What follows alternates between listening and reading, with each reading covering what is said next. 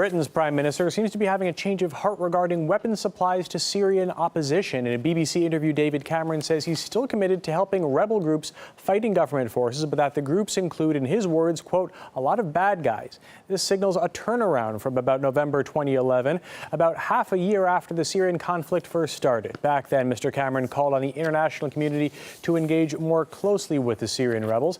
He upped his appeals for more aid the following year, saying the Syrian regime must feel pressure to be defeated.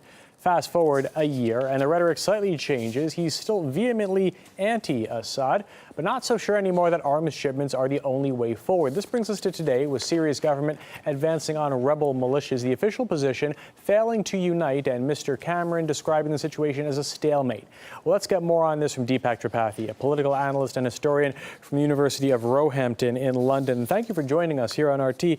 So the Prime Minister's finally admitted that there is too much extremism among a lot of the rebel factions in Syria right now, something that Russian officials have been saying for some time. What do you think has prompted the evolution of his position here, so to speak?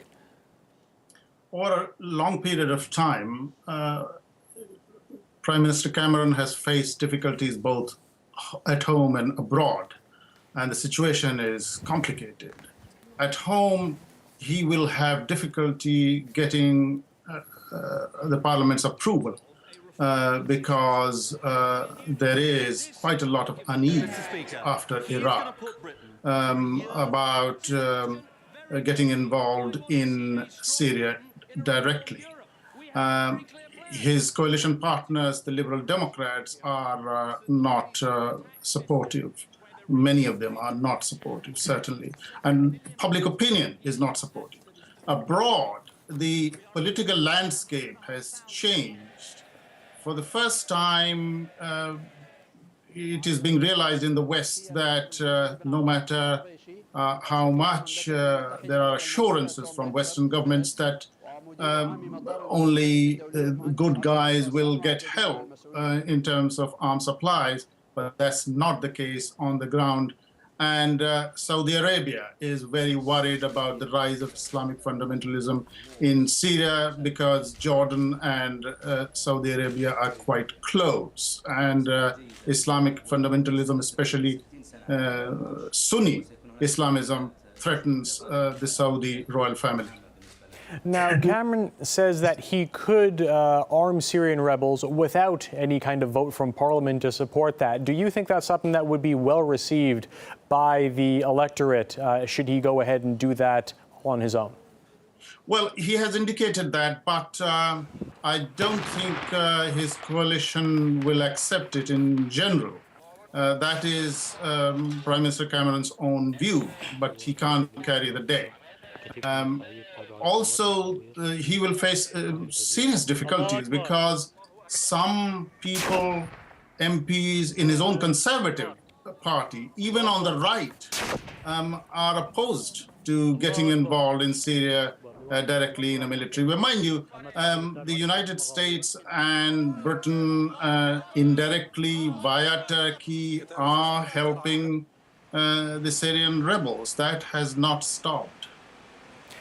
So what if the Gulf states, for example, decide on their own to simply fund and give weapons to the Syrian rebels? Do you think that could simply radicalize further radicalize the opposition without any assistance or intervention by developed countries?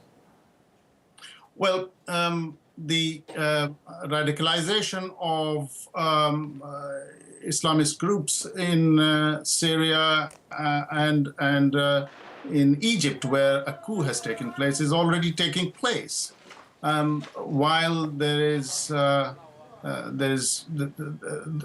has been a welcome of the coup in Egypt, where Muslim Brotherhood was seen as encouraging Syrian rebels, especially fundamentalists, in recent weeks. That has not stopped. The coup has not stopped radicalization in Egypt. On the contrary, and elsewhere. So I think radicalization is something that is going to be aggravated instead of pacified.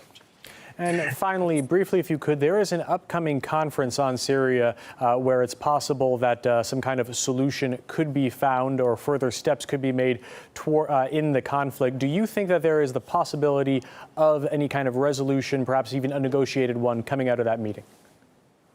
The chances are remote because the Assad regime, when its forces are winning or certainly pushing rebels back, why should it accept a solution that would cost, its